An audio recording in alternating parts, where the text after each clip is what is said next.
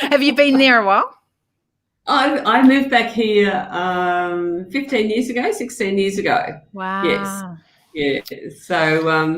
So I've just not in my own home office. I'm actually in a little boardroom office at the present moment. So it's been exciting. So we've had a really busy 2 weeks because we've just launched a new business as well. Oh, you got to love those moments of launching new things. They are exciting and scary and full on, all combinations of. All at once, absolutely. No, it's been amazing, absolutely Yeah. amazing. So, yeah, Love it's it. All right. exciting. Well, welcome to the table. Seriously, we just have conversations here, and we look at through the lens of a particular topical theme, and at the moment it's humanity as stakeholders. And I know that for you, that human behavior and change is quite a big thing. Mm, yeah, absolutely. It So is. when you hear the thing humanity as stakeholders, what does that bring up in you? Well, I think that lots of conversations that we're actually been having at the moment is that Mm, it's about people being respected as an individual. mm, And the humanity side of it is that we've lost that. I shouldn't say lost it because people think if something's been lost, it's really hard to find again. Um, but it's yeah, been pushed aside, and I think it's been pushed aside because of all of the amazing word busyness that's actually going on. And so I really believe that humanity, we need to have more discussion around humanity itself. What does that actually mean? And how do we respect, each individual for the qualities and the skills that they bring to the table? okay, firstly, so many layers we can go down in there, and I can't wait. But when you talked about loss, what were you thinking with that comment? Well, the interesting thing is that the reason I say lost, a lot of time, somebody pulled me up on that a while ago and said, Mm, no, it's actually not lost. And we are talking about respect. It's not lost. It's actually been pushed aside. People have mm, they've been jaded. They've lost focus, and so it was a really interesting thing to think. No, it's not lost or it's broken. It may be fractured, and we can fix it again. So it's giving mm, an opportunity to say we can change our behaviour if we're yeah, given the right tools, if we're given the right resources. yeah, We can change. And I think that, if you think about people who are in prison, there are people who are in prison who have gone off the rails. And yeah, when given an opportunity, like the Enneagram program in America that's been run in the prisons is extraordinary and getting amazing results. So from a humanity perspective, we have a responsibility to give opportunity back to people where they've been perhaps robbed of it or been derailed. And I think so when I go back into the workplace, there are a few people that I say we can't fix this person, we can't really change the way this person's going on. never met But one of those people ever. is that being truthful? No, no, of course not. But interesting enough, the example that you're talking about, talk about that program that is over in the States for It those is. that haven't heard about it. It's actually an interesting program. The reason I know about it is because a colleague is now started to run that program here in Australia. So Mm, she is entrenched in the Enneagram program.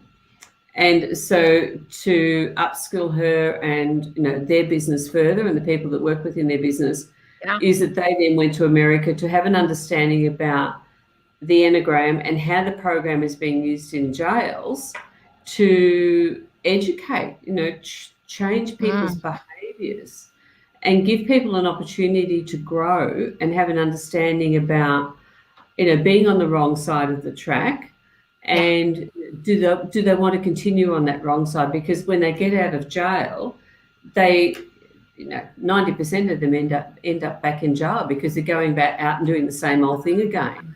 So the program really actually helps them dig deep inside to have an understanding of who they are, and also then reconnect with people on the outside who, they've broken the relationship, broken the trust, lost the respect. So it's been a really interesting program to look at the success rate. And I think the repeat offender program, it sort of fits in under that repeat offender program. And I think it was only about 20% ended up falling off the wagon, and 80% were able to maintain that new self-awareness and maintain a life without crime. Yeah. Which is extraordinary. Yeah. It is extremely. So then bring that into the workplace. How can we take what we've learned from that into going, where do we want to see change, and how can we move change forward there? Well, I think the thing is, and I suppose this whole working from home, and fractured, how, our workplaces have become so fractured. So people are now, out and isolated and on their own. And often people sort of say to me, how do I communicate? What have I got to do to keep my team together? And I said, it goes back to the one-on-one conversation. We have, again, because of that amount of busyness that we had before COVID, is that, again, we weren't looking at each individual as a person and having an understanding about what are their motivators, what are their driving forces that make that person react and behave in a certain way. So it's really important to go back and have an understanding about the individual. Who's that individual? What motivates them? What are the inhibitors that they have in their life that can actually distract them from being 100% present with the workplace? And I think that, like we look at here, we've had our lockdowns, and parents taking on that responsibility of educating their children because the schools have been locked down. They may still have a parent living with them who's got dementia, and we're expecting these people to commit 100% and be 100% productive in their workplace. So what are the conversations we're having with people? Yeah, I think this is such an interesting conversation, and something that I'm pressing on massively right now, out of having literally using this as a lens, humanity as stakeholders, because here's the thing, when we are, and I have to press on this fact that humanity is, yes, humans across the globe, part of a human race, but that makes up you and I. So it brings it right back to individual of us as humanity at the table. And I think what is interesting is that we are, and it's like what you were saying before, like there's a separation between, when I turn up in the boardroom, I'm still the mom with 6 kids. I'm still the mom that runs many companies. I'm still the mom that, and there's just layers and layers of that. But interesting enough, when we look at organizations, we are only using indicators of the health of the organization by looking at the bottom dollar, by looking at how many sales we're getting in the door, by looking at where our marketing is at. We aren't looking at or making it priority where us as humans are coming into play in that. So if we're working from home, how do we balance all those things? How do we cope with isolation? How will we know that our team is doing okay? Because those aren't indicators that we're measuring or putting as important things. And that's really come to my attention. In fact, I'm working on with a collaborative partner to an assessment tool in which we could put indicators around a lot of those things. But gosh, it's an interesting conversation. It is. And I think the thing is, particularly when we've got people working from home, and as I said, this new hybrid, workplace is going to evolve. and it won't go away, but it will evolve in a good way if we have an understanding about what does that individual person's workplace look like. What if we, like I think that, many before COVID, when we did have people working from home, we wouldn't allow somebody to work from home unless we did a complete risk assessment on their workplace. Yes, so true. Yes. And so that's all gone by the wayside. Yeah. And so we've got people who are working from, that new workplace, but we don't know how it's fitted out. We don't know what all of the other factors are that could be the inhibitors on that person. Exactly. We don't know whether it's a house where, the electrical wiring is faulty, for goodness sake. And we're expecting them to plug in all of their laptops and all those type of things and whatever, and all of a sudden overload the switches and we've got a fire. Who's responsible? How do we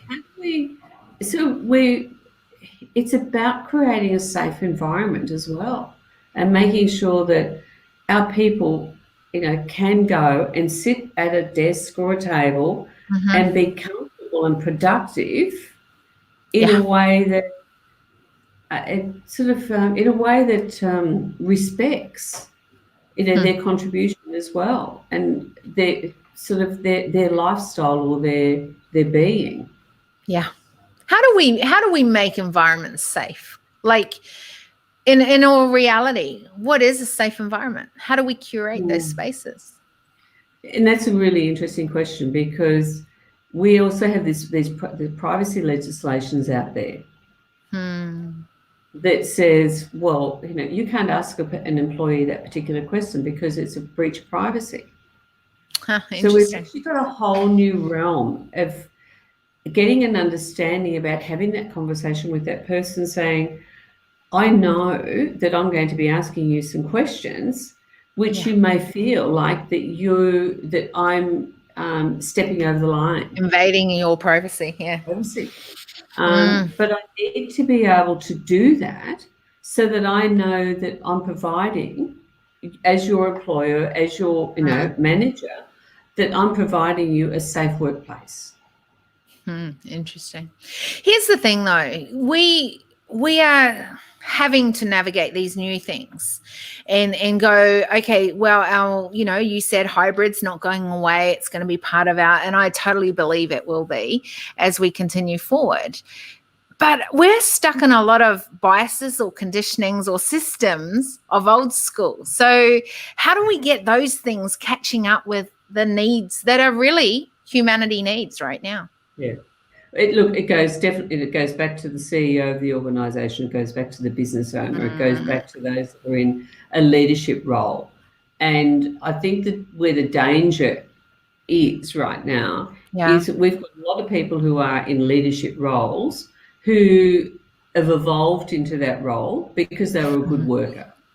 Yes, so true. And so there are a lot of people in those roles who fundamentally don't understand all of those principles.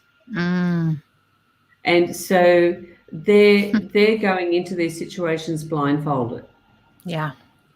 And it's really about, I don't like using the word training, because if everybody thinks, oh, I'm going to be, you're going to train me to do this. No. Yeah. I actually want you to embrace some new learnings. I want you to embrace new fundamental ways that we need to do things. I want you to embrace these new skills you can learn, so that then it helps you become that much better person, and you become more self-aware about what the needs are, both from a governance and compliance and legal perspective, but also then go back to the humanity aspect. Which sounds so great in theory. Honestly, I'm so with you 100% all the way. Yet knowing, and I think there's this massive gap between where we want leadership or need leadership to be. I'm writing a white paper around the need for a new approach to leadership. I really believe it. I've seen it so much with all my global work. And I also go, but we are so stuck in where society has placed us right now. And And there's a want. There is an awareness that is starting to be created and is being created in some spots. And like you say, it's up to a lot of the time the CEO or founders or whatever it is of the organizations. But there's still a massive gap from where we want to be to where we are now. And I wonder how we can do that more effectively without scaring those that are very stuck in old systems or old ways of doing leadership, because kind of people have worked hard to get to where they are, but that working hard is not necessarily making them a great leader. True. It really, truly isn't. And so there's a lot of people who are what I call stuck in old leadership, old ways of leadership. But we are a forever changing, and I love the fact that you use the word evolve. I think that that's part of this new approach to leadership, is that leaders are able to evolve. That means we don't have it all right. It means we don't have it perfect going forward. It means that although we're putting this in place, we're test and measuring it and seeing where this is taking us, and we can pivot or shift along that journey. That is not the way many of us were taught in the past. It's not the way many of us have it in place. How do we navigate that? I think it's really like I love the way that you're approaching this. And so you've got a large following. And I honestly believe that the way that we can sort of make change is by not one-on-one, but having a platform. A platform where we can be heard, as empowerers, as educators. Yeah. And we need those platforms. And we need those platforms so that we can speak at keynotes, so that we can speak to, the association, so that we can speak at that higher level.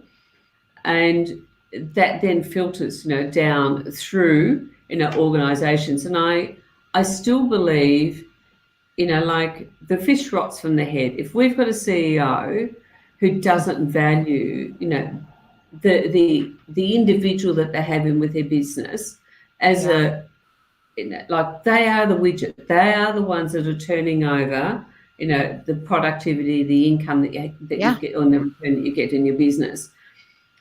And we need to be able to, one is that those that continue down that path, who are not prepared to change, who still, have undervalue, each individual person that they've got, or the people they have within their business.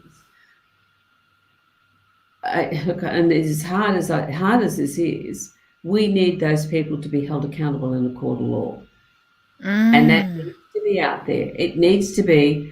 You had people die on your watch. Yeah. And the laws, if we think about work health safety legislation, they go soft when they get to the courts. Oh, he's sorry because that person died. He had a lot of things going on, or she had a lot of things going on. That doesn't cut it for me. Nor me. I'm with you on this. And so what it's doing is it's sending a message out to people. Even if you get to the court, is they'll go soft on you if we plead that we've been ignorant. We've had so much stuff going on, and we hear this, sort of from the prison system where people, who've committed horrendous crimes, and because they've had a bad childhood, we'll go lenient on them. Yeah. Or so I as hard as it is, I feel that that's the type of thing that we need to be able to say to people, you have a responsibility. If you break that responsibility and you don't, you just give it lip service, that there will be a high risk to you as an individual for not following those levels of responsibility. So I think this is such a good point, by the way, accountability at the highest. In other words, there's huge consequences if you move over that line into an area that is not right and is not is not okay. I think this is an interesting concept. We're seeing it right to leadership in government. We're seeing it in leadership across the globe, where people are calling people on things. But I've seen it. I can only speak from my personal thing as well, that, you know, I've been in many roles where I have tried to give voice to other people, myself included, by the way, and I have become the one that they have excluded out of the picture because it was easier to get rid of me than to have to change that. And then you saw it happen again and again in the organization. This is not okay. And I think, you know, as long as we say that it's acceptable and they are not held accountable, that things like this will not change. Correct. But I think there's such an old system where this was okay and you got away with it. And I wonder what the steps are that we can take as individuals, but then as a collective, to start moving towards this being acceptable across the globe, that it's not okay. And I think the thing is that, you know, like when, you know, perhaps sort of when you go in to hear a keynote, you know, speaker and things like that, quite often you're actually wanting to hear all the good news stuff. Well, that's human, right? We just want to hear the good. We don't want to hear the bad. But it was interesting. I got, at the last moment, I was asked to speak at a summit on diversity and inclusion a couple of years ago. And so I got asked that night, you know, to present the next day at 2:00. It was like, oh my God. Yeah, of course you do. Anyway, but the interesting thing I spoke about in that particular time is that we had a workplace here in Yarrawonga where a Muslim man was went to work in the workplace. It was a meatworks, and he was bullied, something horrendous about his race and his religion and everything, and nobody did anything about it. And this went on for a period of time, and then there was a big altercation at work, and he then left the workplace really angry and said, "I'll come back." And he did, and he actually came back and he murdered, you know, he stabbed, killed one of the guys, and then also seriously hurt another two. But everybody was traumatized by it. So I used that, what if this was your workplace? And everybody was, it was interesting watching the audience, and people were sitting on the edges of their chairs, and you could see people feeling really uneasy. And then I said, that happened in my area and all those years ago. So what if this guy went to jail, you know, for 15 years for murder or manslaughter? And I said, but what if we looked at it through a different set of lenses, and this guy now was able to use the fact that he'd been bullied and all that type of stuff, and we've now got the new Brodie's Law here in Victoria, what's been around for a while now, potentially he wouldn't have got the jail time that he got. The actual people who would have got the jail time would be the people who were the perpetrators. You'd be seeing it through a different set of lenses. And all of a sudden people thought, oh my God. So the business owner, if that went to court now, the business owner would be the one who'd be doing jail time. Wow. So it shifts it around, and I think they're really good studies to be able to utilise and saying, we've got to look at this differently. We've got to, you know, take the blinkers off and start looking at each individual person's behaviour and the impact that that's actually having. But those in that executive area really need to dig deep and have an understanding about, you're talking about accountability, absolutely. You know, we talk about accountability, but then under all the layers of legislation, it says you have a responsibility to act. Yeah. It's interesting because we talk about inclusion. You know, like inclusion is such a big word, and many will just go, well, if we have extra color, extra gender, extra, like we've hit the inclusion mark in our culture that we're creating. I think we're actually creating even messier things because we're segregating within those things, and even within those things. So even if I talk about the racial tension that hit across the globe, where many identified very differently, whether Black, African American, whatever. Like, I had so many beautiful friends in amongst it all, but I have to tell you, I was blown away by the division that it brought within the particular tribe of people. And I think that we have to get past, if we are truly going to be an inclusive humanity going forward, we have to begin to have conversations at the table where we go, hey, first check is everyone here a human? Okay, great. So number one, let's put humanity as stakeholders first. And then we bring our distinctions to the table. So there's different things that we can bring, that we can learn, that we can develop, that we need to consider. But they are not the first things that we come, because as long as we come with all these broken pieces of whatever that looks like, or maybe whole pieces of whatever that looks like, it doesn't fit together as a puzzle, because we are just hitting walls. We are just we are not creating an inclusive, because as much as you then include this person, that may exclude someone else. So how is that being inclusive? And I think that this is where we get on these words and we go, okay, we're going to make it a safe environment. And safe means that this will be, now we are only having you, you can only come here if you're doing this. And it might be meditation for the first hour or whatever, right? And so that's making it safe. So we now tick that off. Inclusive. Okay, now if we have this amount of people, we tick those things off. This means that we are only using words that maybe I'm thinking inclusion means this. So then that means that we're having an inclusive. And I don't know that this is actually fixing it. I think it's actually creating more problems and bringing more division and destruction across the globe right now. Have you got any thoughts around that? Oh, absolutely. And the reason I say this is because,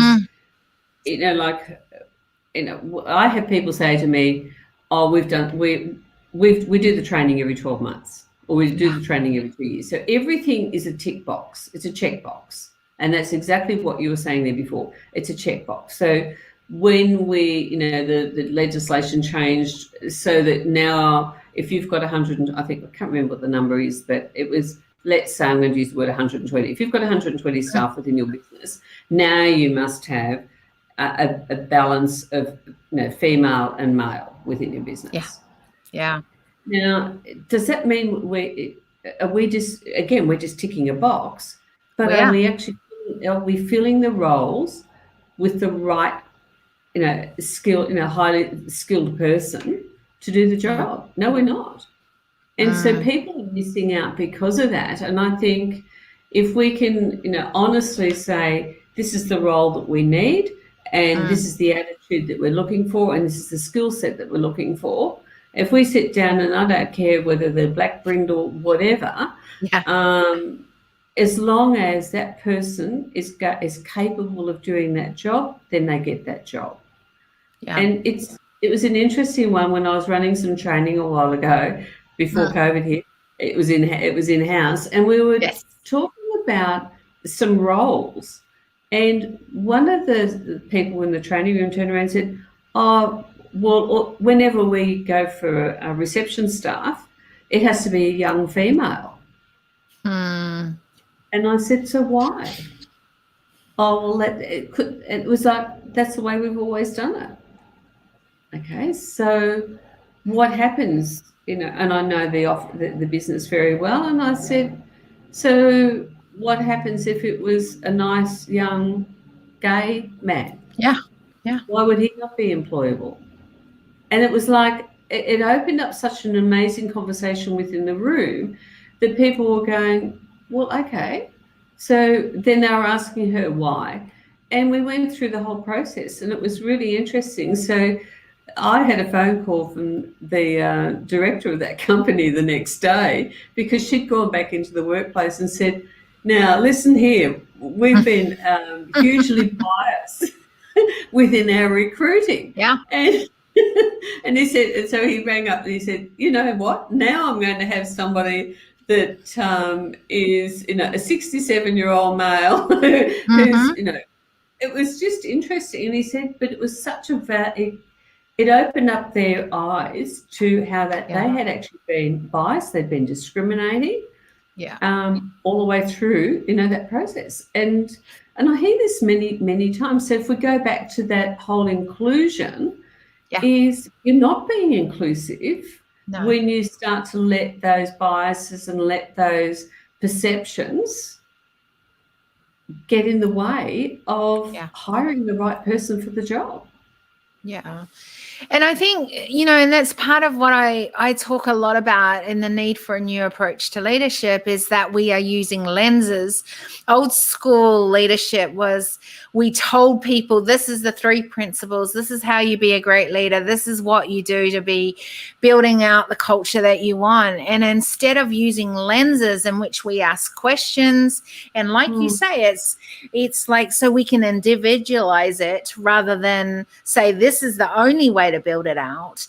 And these are the systems to put in place and the people to put there, because this is how it's been done and it's going to be done for the next 50 to 100 years. And I think that, you know, part of that is that we have to have a willingness to have a new conversation at the table, which is why I'm having these conversations to see what is the new conversation we can have at the table, and what does that need to look like? And that will create an awareness, which is what we're doing. We're going, hey, what are you thinking? How does that sort of work in what you're seeing, and what is not working?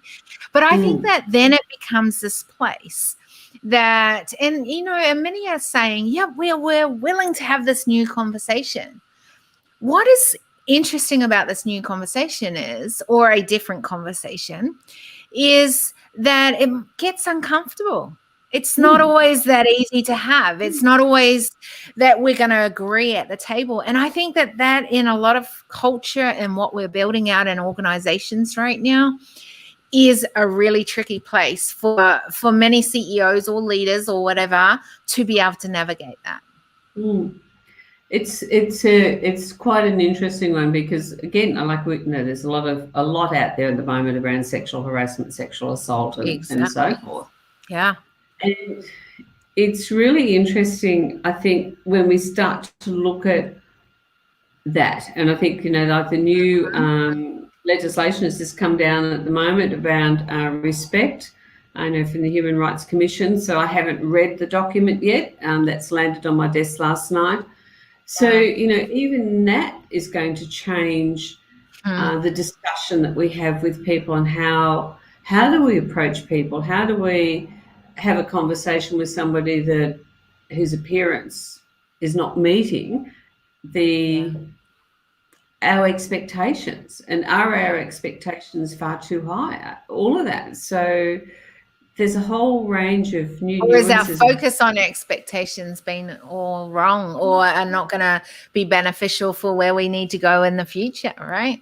And I think there's the thing is that, you know, like there was something that was on TV a while ago, and I only just caught a glimpse of it because I don't watch much TV. Yeah. But it was around a young woman who is an extraordinary female physician, but her husband owns a tattoo shop, and so she's covered from head to toe in tattoos, and she's, you know, looks after herself. You know, she's got a beautiful physique. And wears the short skirts and the suit and everything else, and the high heels. And, you know, even the patients have embraced her differences because she's a great physician. Yeah. Whereas there's a lot of people who wouldn't employ somebody because they don't look the right way or sound the right way, or And that's a conversation I'm having a lot. Honestly, it's a conversation I'm having a lot of. And what is phenomenal, and one of the reasons I don't even say, who are you, what are you about, is because I don't want to see you first as that. I want to see and hear what you've got to say. And I think we're missing a lot of that because we come in with our biases. Even with a lot of the assessment tools, you know, when we go to recruit people, we put people in boxes. We go, and I get it. It helps some people to make better decisions of who they're looking for. I get it. But I also worry because, you know, you say that you want this, but often it's actually not who you need or want. And you might need someone that looks different, brings something different to the table, because then you actually can disrupt the patterns or results that you're getting at the table. And I think that we miss out on so much as a human race because we let our biases determine our destination within what we're doing. And I think that it's so easy to judge someone from the outside without giving them a moment to even listen. And I think that this comes back to that conversation at the table. It's easy to have a conversation with everyone that looks like you, sounds like you, and are going to be backing up your vision. It is so easy to have that conversation, right? Oh my gosh. And you know, yes, we are going to move forward and this is going to be phenomenal. But that is not going to be beneficial for all of us to do it that way going forward. It really, truly isn't. And I wonder how we can do that more effectively, because otherwise, in some cases, the changes have to be huge in organizations. In other cases, it may be just a small shift. You know, how do we even start having these conversations? Well, I think it's actually being much more self-aware of who you are. And, you know, like I often use DISC, you know, when I'm working with you know, people who I know that one. It's just such a simple, it's really a great tool for people to have an understanding about the roadblocks we have and what our fears are. And when we understand what those fears are, is that we're then able to have a much better conversation. We're able to, again, from a humanity perspective, understand if that the person fears that in such a way that it's making them push back or retaliate or go silent, then, you know, we can have a much better conversation with each individual person. And I see it time and time again. You can resolve conflict by understanding where the other person is coming from. And again, but as a leader, you know, as a person who's in a leadership role, doesn't matter whether they're a team leader or where they sit. Correct. Yeah. We need to start early with people. And I think all people will benefit if they have a much better Tell me more about that piece, early. What do you mean by that? Well, I think, you know, often we sort of say we're doing leadership training. That's what they say. Oh, we're doing some leadership training. Yes. But what about the people who are reporting to them? What are we doing with them? Yeah. Do we completely just negate them? Do we completely say that they're not worthy of being upskilled or trained? Yeah. But here's the thing. I think we don't see a lot of it. Like, we're not even seeing people, let alone hearing. And like over this last 12 months in particular, upward bullying has become such a critical element that I'm actually seeing. And I've had business owners, I had people in leadership roles crying on the phone, men and women, because they're just so distressed about what's actually going on. But then when you start to go back and you look at these people who are reporting to them, what have we done for them? Nothing. And I think that, you know, we need to look at going back to, it's a workforce. Every person is a cog in the wheel, no matter where they sit within the hierarchy of the business. Yes. And we've got to look at this through a completely new set of lenses. Everybody deserves the opportunity to be upskilled and educated. So it's like let's say a classroom. We've got year 1, 2, 3, 4, 5, 6. And so we're all learning something new. And I think that we have to go right back to the basics and educate from the ground up. So good. Do you know, I remember, it reminds me of a story of, I used to, I've served in many, many different ways. And one of the ways was behind some phenomenal conferences years and years and years ago as a younger person. Not quite the same age as I am now. And, one of the things that I'll never forget was uh, and I was working at the front, like welcoming people into their seats and doing all that sort of thing. But I remember going into the bathrooms, and people were looking after the bathrooms and keeping them clean. And I always thought, this particular event, the bathrooms always looked amazing. They would have a beautiful arrangement of flowers. They would always make sure everything was clean and tidy. It didn't even matter how good the event was, which it was the fact that that bathroom made such an impression on me, because it can be those moments when people are complaining about the dirty bathroom because in that moment you need a break from sitting and listening to the event, and all they can think of is that. And I just thought, this is so interesting, because although it's small detail within the ecosystem of what was going on, it was such an important and integral part of it, because you can have the greatest speakers, you can have the greatest people who are bringing their content to the table, yet for someone, if they have a really bad experience in the bathroom, that will be their reminder of that event. And I just always thought from that moment on how every single person is important in an ecosystem. And I think this goes back to a lot of what we've spoken on. How do we respect from the ground up? How do we show? How do we see? How do we listen?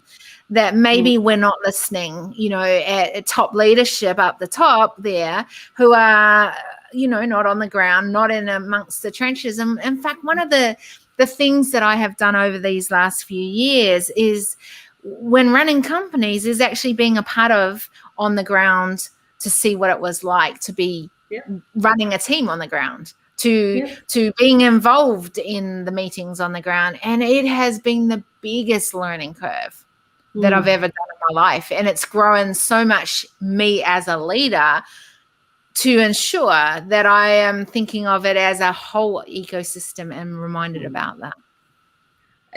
And I think that, like sort of being a nurse, starting out as a nurse many, many years ago, moons ago, actually.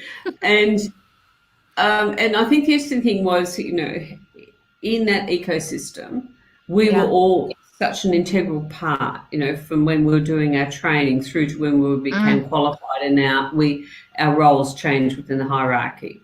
But we're an intrinsic part. So where you talked about the cleaners within the toilet, we used to have an individual cleaner on the wards back at Repat at that time, and you honestly could have eaten off the floors. They were polished to it marveled me, actually. and every nook and cranny, there wasn't a speck of dust or anything. It was just amazing. But the relationship that you had with the person who was the cleaner to the relationship you had with the surgeon was no different. And it was built on trust and respect. And I think I then was fortunate enough, I had 7 years with James Hardy, and that was the most amazing company I have ever worked for. And it was every year, once a year, they would get every worker from every division across the business, that we would get together for 3 days. And you'd be sitting at a round table at this event, and you could have the person who cleaned the toilets and the mat at Rose Hill, or you could have a person who was off the cement line filling one of the machines on your table. So I love that. And so you've got the CEO of the company, now people from York Street, all of that, all mixed on the tables. There was no hierarchy at all. This was a level playing field, and the huge amount of respect that people had. So I managed Canberra and the region, and then when I came into Sydney to spend some days up there, whatever, you'd go to the big communal kitchen eating area, and every person was there. So you'd get to say, Yeah. "Oh, Joey, how are you?" Mm.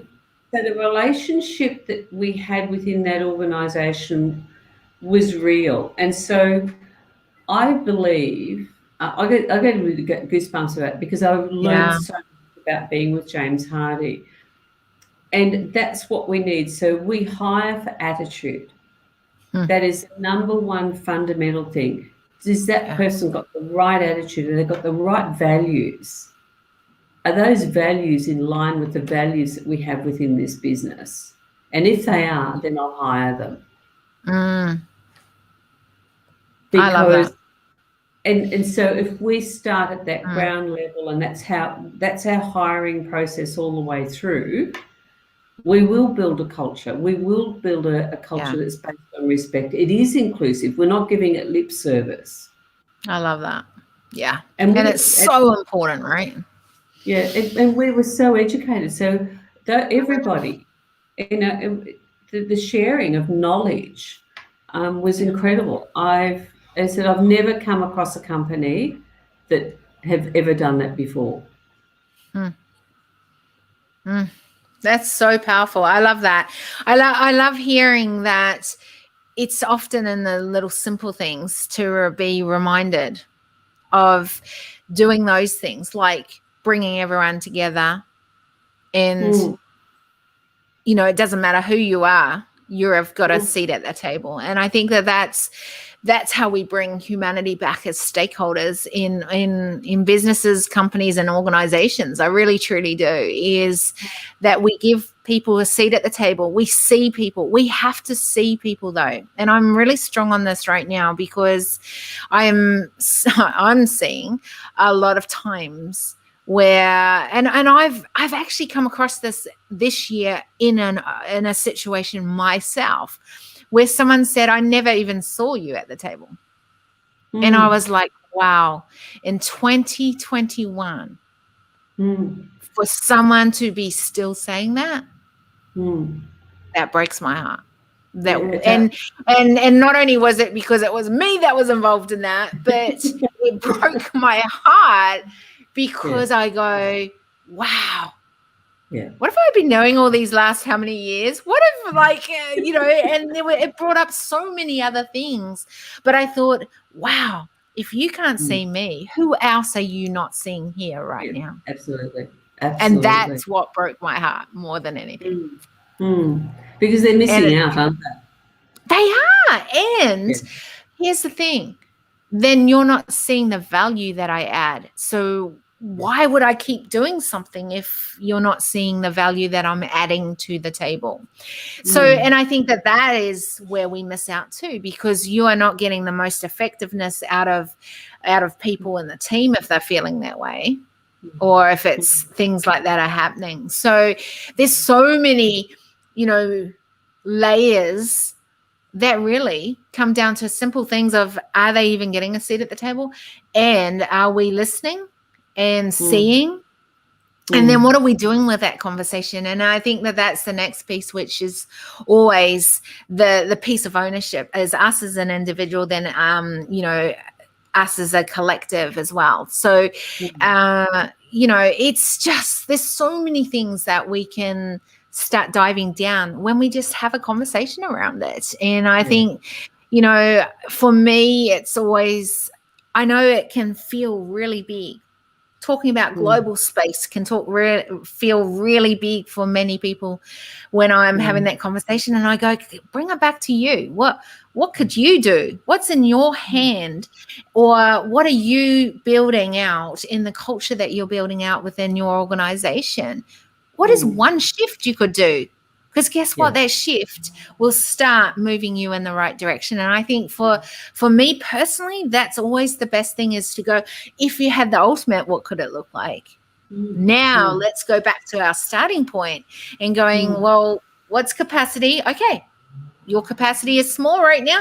Let's just figure out what's the next one thing we can do, Yeah, right? absolutely. And Um, everyone can do that. yeah. The interesting one too is, and there's been quite a few articles lately about, who manages culture. within the Yeah. business. And they, people sort of say, oh, HR, and you go, culture is each individual person, in the organisation. HR, I think the thing is that, the HR departments have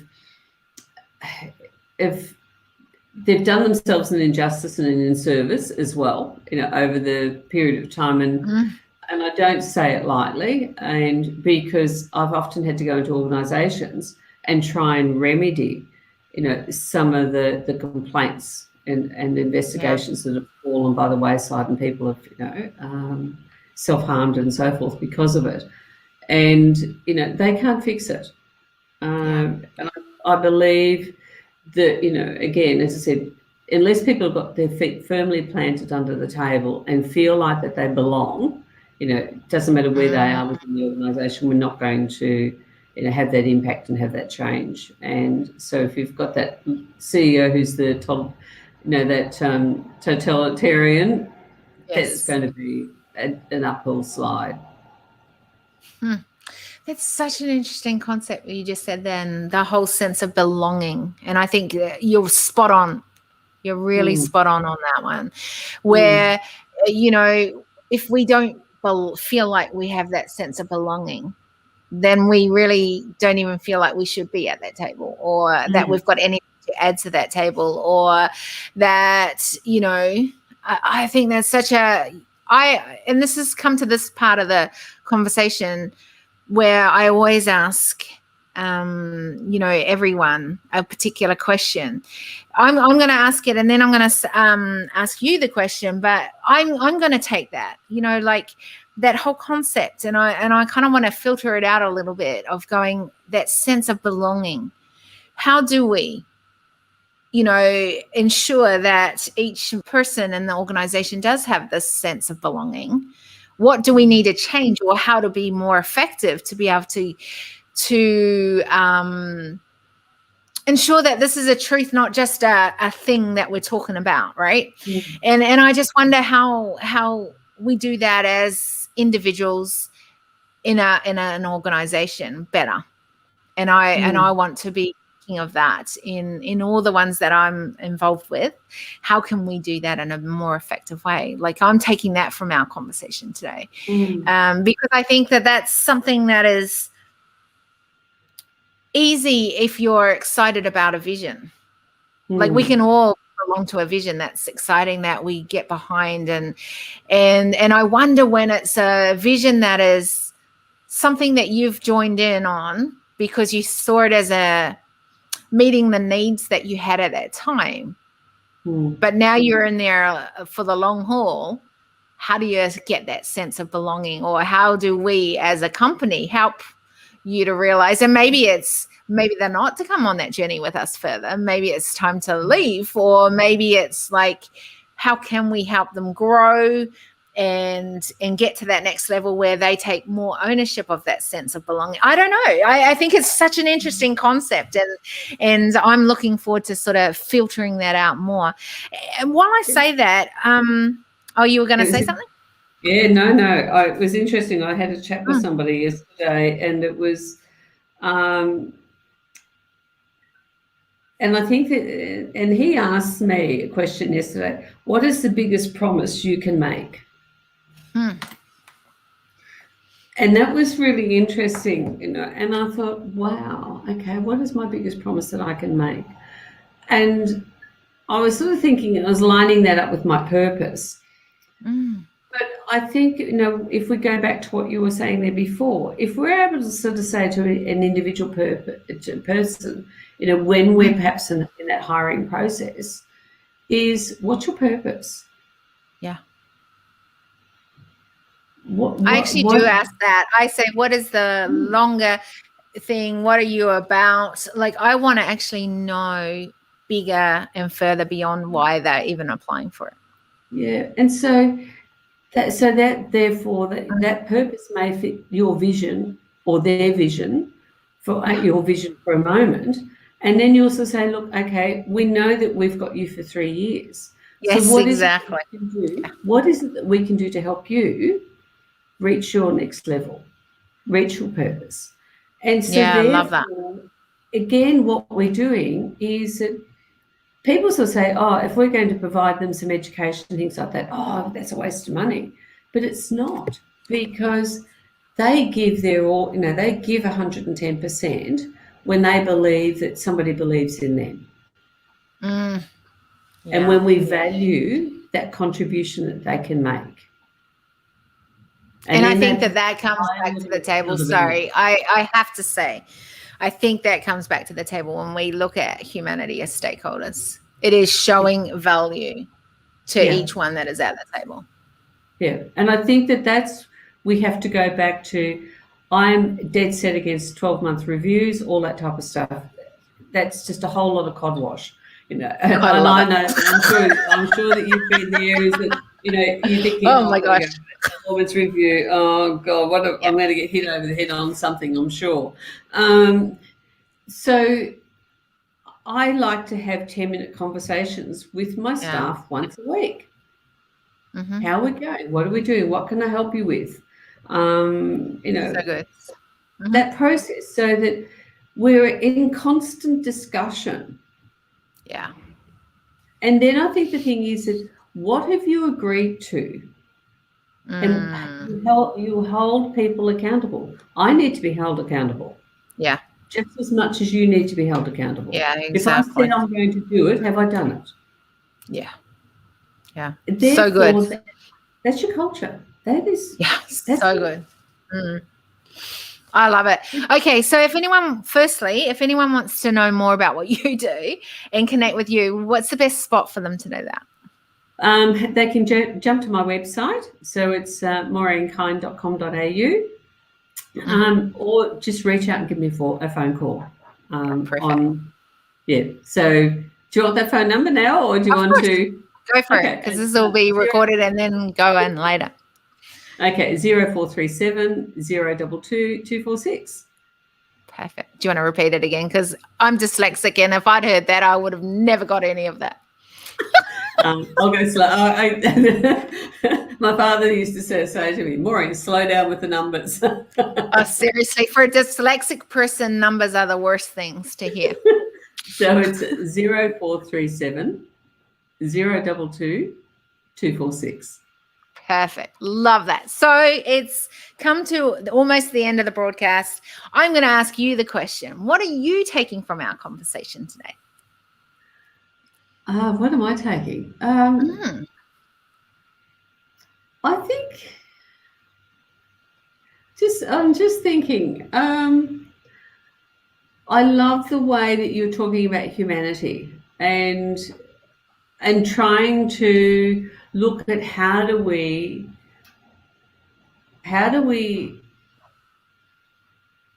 I'm just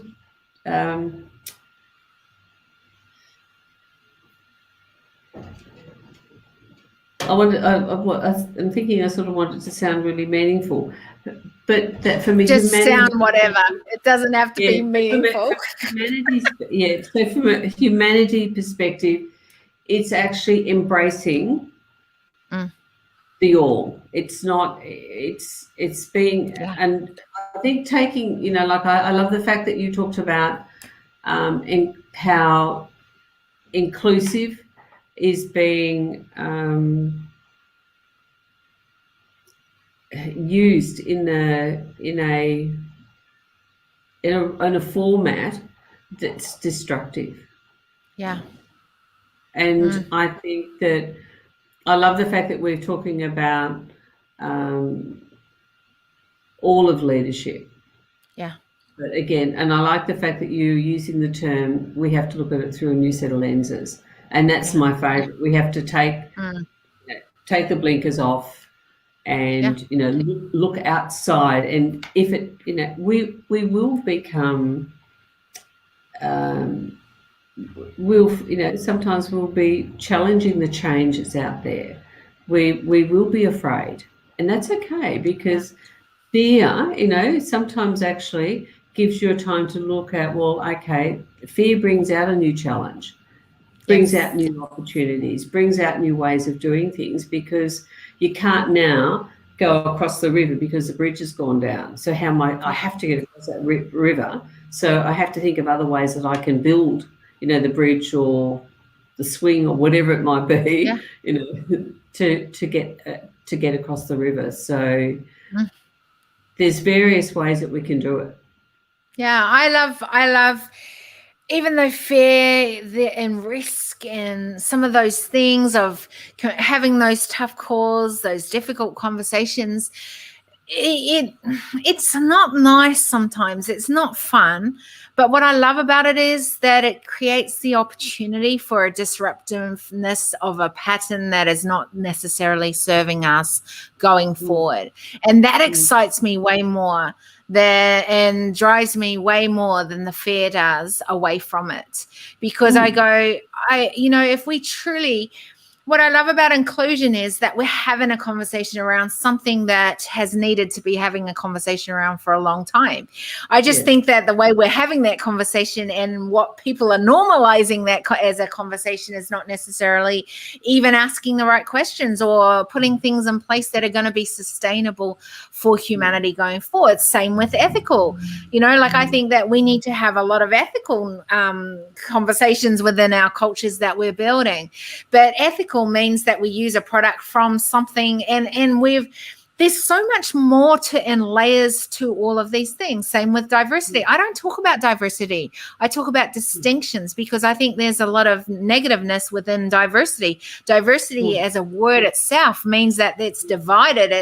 It's something that's different to what it looks like. And so then all of a sudden that whole sense of belonging becomes separated again, because I'm not a part of that. I'm not belonging. I'm different. And I think that when we talk about things like diversity, it should be things like distinctions, that I come to the table as human first, but I bring my distinctions to the table, and they're going to add value to where we need to keep moving forward as a human race. And I think these are the conversations that, although these words have been brought up and it's like hashtag inclusive or hashtag ethical or hashtag whatever, it's like we're putting, not like what you've talked about, which is individualizing things. We're putting a thing that we can generalize, and it makes it almost cool to talk about as a global space. What if we would actually go back to those things and start pulling that apart and going, how could we be using inclusiveness in the culture that we're building out on? And I think that would change a lot of how we're doing it as individuals, as a community, and then, of course, across the globe. It's an interesting one, because one of the things that I train on is it's around differences, and one of those differences are, we have the Equal Opportunity Act that says we have people have a whole range of attributes that are protected. And, if we breach some of those, then we can be held accountable from a discriminatory point of view in a court of law or, at Fair Work. So you talked about, I talk about these attributes as differences. So I'd love to now change over to distinctions, because I think that's a really good way, because somebody's disabled and in a wheelchair. Does that negate the opportunity that they're capable of doing the job at a desk, as long as I'm able to make sure that they're able to have, have staff amenities and all those other things that makes exactly all of that. And it was really quite interesting when I had one of the groups a while ago. Gave them Post-it notes and said, okay, just write up, all the different things, the differences that you think people might find that that they're intolerant of, and so forth. So, they put up on the board, fat or skinny. And they're using all of these words to describe, a person's appearance or their physical appearance. But it's interesting to think that we all, in our own mind, have all these other layers of what it looks like or what it might feel like. And so if I've got somebody who comes in and, they're a very obese person, am I going to use that distinction as my bias not to hire that person. Yeah. And that is all I want, is people to start questioning that and to start going, is this okay for us as we build out our culture? Maybe it is. And maybe something won't change in your culture, but maybe it's not okay. And maybe we could actually, add value to humanity, because here's the reality. The footsteps we are leaving behind today are the footsteps that we're leaving behind for the generations and the generations to come. I just want to make sure that we are leaving behind a world that is sustainable for the next generations to come, and that they can springboard off. And I think that as long as we are not allowing some of these things to be acceptable anymore, things are not going to change. Things are not going to, there's so much that has been okay as normalized in society, and there's a lot of things that people have seen, this is such a problem. Well, it's time to go, okay, if it's such a problem, if this is not acceptable, and we want more respect, we want more trust, we want to build out these cultures that are inclusive, that see distinctions as added value at the table, then what does that need to look like? How can we do this? And how can we do this individually, but also as a collective? Because here's the interesting thing. We've talked about so many huge things. I'm going to end this broadcast now. But one of the things I want to say, and I think is so important, is that even though we've talked about things that are very much individual, you and I are, like I said, are the individual. And if we can make those changes and then work within whoever we work with, and within the communities we work with, and the sphere of influence that we're working with, this changes what is happening across the globe. And what I'm trying to do is narrow that gap between the problems and across the globe that we see, and saying, hey, we are able to bring the solutions to the global, the global solutions that we all are needing to see, and bring the change that is needed. So, I have loved our conversation today, Maureen. Like, seriously, amazing. And I think we could talk for hours and hours and hours around this kind of conversation, because, you're right in the midst of a place that is, I think, business organizations is a place in which many of us spend a lot of our lifetime in. And, change is so needed in there. But change that is adding value to humanity is needed. And I thank you so much for coming on and having this conversation with me, and just willingness to sort of dive deep into some things that are, needing lots of change out there. Right? Well, ultimately, at the end of the day, I think our conversations save people's lives. That's what it does. I agree. And that to me is the most important thing, is saving people's lives, and both in the physical sense and in the emotional sense. So good. So good. So, I am not going to say anything else. I'm going to end this broadcast. Don't you run away quite yet, though.